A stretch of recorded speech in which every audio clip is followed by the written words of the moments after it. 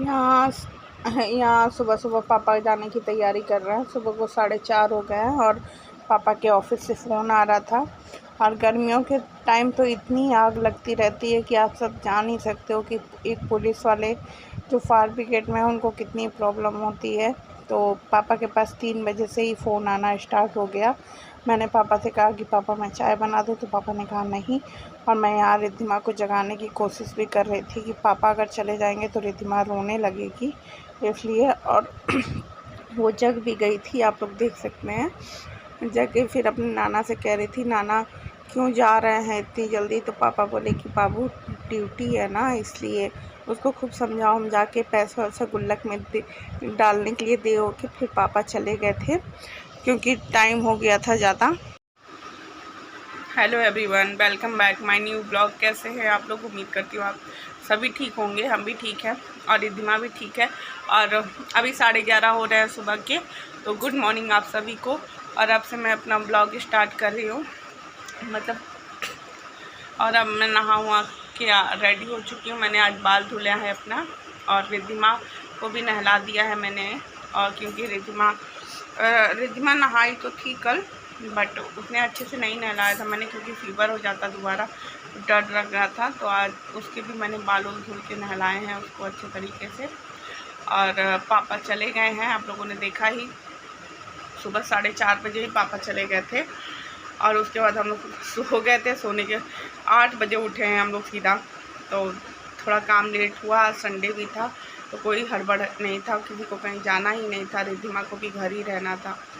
तो पापा को सिर्फ जाना था, तो पापा सुबह सुबह चले गए थे। वरना 8 बजे तक पापा भी जाते तो पापा को भी नाश्ता वास्ता बना के देना ही होता, पर पापा ऐसे ही चले गए थे। आग लग गई थी ना, इसलिए। और गर्मियों के सीज़न में तो आग लगती रहती है। तो जो बड़ा ऑफिसर है उसको तो वहाँ रहना ही है। तो पापा जा चुके हैं और मम्मी अभी लेटी हुई थी क्योंकि मम्मी को दस्त हो गया है। तो मम्मी से मैंने बोला कि मम्मी जाओ थोड़ा नहा वहा लो, फ्रेश हो जाओगी। और जब दस्त होता है तो इंसान बहुत वीक हो जाता है। तो मम्मी उसी तरह वीक हो गई थी, सुबह से लेटी हुई थी, सारा काम मुझे ही करना पड़ा। और हमारे यहाँ काम वाली आंटी जी लगी थी, झाड़ू बर्तन पोछा करने वाली, पर जब से मैं यहाँ रहने लगी तो मैंने हटवा दिया। मैंने कहा कि जब मैं हूँ तो ज़्यादा काम होता भी नहीं है, तो मम्मी और मैं मिलके कर लिया करेंगे। बट मम्मी की तबीयत कभी कभी अब ख़राब हो जा रही है, एज के हिसाब से ये सब होता ही रहता है। तो अब मम्मी सोच रही है कि काम वाली लगवा लिया जाए झाड़ू पोछा बर्तन के लिए। और देखिए कब तक होता है, ढूंढ तो रहे हैं हम लोग अब। और रिद्धिमा गई है अपनी नानी के पास, नीचे ही खेल रही है। मैंने कहा चलो तब जब तक वो नीचे जा रही है तब तक मैं अपना थोड़ा सा ब्लॉग स्टार्ट कर लेती हूँ, वरना उसके ही हाथ में मेरा मोबाइल रहता है। और अभी इस टाइम मैं मम्मी के लिए मूंग के दाल की खिचड़ी बना रही हूँ, और अपने लिए चाय, क्योंकि नहाने के बाद तुरंत मुझे चाय चाहिए होती है। तो मैं चाय बना रही हूँ अपने लिए और मम्मी के लिए मूंग की दाल की खिचड़ी। तो चलिए आप सभी को दिखाती हूँ, आप लोग मेरे ब्लॉग में बने रहिएगा। अगर मेरा ब्लॉग अच्छा लगे तो प्लीज़ लाइक शेयर कमेंट, और मेरे चैनल को जल्दी से सब्सक्राइब कर दीजिए और मेरा पूरा वीडियो देखा कीजिए। तो बने रहिए आप लोग। यहाँ मैं मूंग की दाल और चावल खिचड़ी बना रही हूँ मूंग की दाल की, और यहाँ मैं चाय बना रही हूँ अपने लिए। और ये रही रिद्धिमा नमकीन खाने में जुटी पड़ी है, देखो कैसे खाती है ये नमकीन, गंदे तरीके से। स्पून से खाओ, हाय बोल दो। स्पून है नहीं है, ओले दादा, स्पून ही इसको नहीं मिलता है, बताओ। ये लो, नहीं लेना, देखा आप लोगों ने। तो ये मम्मी के लिए मैं मूंग का दाल की खिचड़ी बना रही हूँ, क्योंकि मम्मी को दस्त हो रहे हैं। और यहाँ अपने लिए चाय मैंने मम्मी को दे दिया था, मूंग के दाल की खिचड़ी, और रिद्धिमा ने भी वही खा लिया था। फिर मैंने अंकित और अपने लिए खाना बनाया।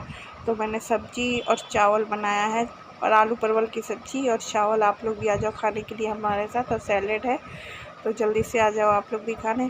2 लोगों का खाना समझ में नहीं आता। अंकित ने बोला कि दीदी यही बना लो, तो मैंने कहा चलो ठीक है बना लेते हैं। मैंने चटनी भी लिया है, अंकित को चटनी नहीं दिया है क्योंकि अंकित को धनिया मना है, और इसमें मैंने खटाई भी डाल रखी है, इसलिए नहीं दिया मैंने।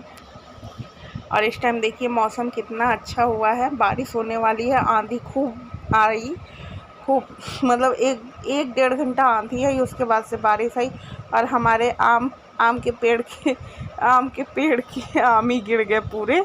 इतनी भीड़ लगी थी बगीचे में, आप मानो कि सारे बच्चे से बड़े तक आम बिनने में लगे हुए थे। इतनी तेज़ आंधी आ रही थी कि पूरा आम गिर गया। और यहाँ मैंने शाम को चाय भी बनाया। फिर अंकित ने कहा कि दीदी चाय बना लो, बारिश के मौसम में चाय पीने का मज़ा ही अलग होता है। तो मैंने यहाँ चाय बना लिया, अंकित अपना बिस्किट और चाय पिएगा और रिद्धिमा भी। और आज तो रिद्धिमा की छुट्टी है कोचिंग की भी, तो मौज कर रही है। और फिर उसके बाद मैंने कहा थोड़ा सा पढ़ भी लो बेटा, तो वो पढ़ने लगी क्योंकि कल उसका टेस्ट है। तो देख लीजिए अभी से कंप्यूटर की पढ़ाई होने लगी है इन लोगों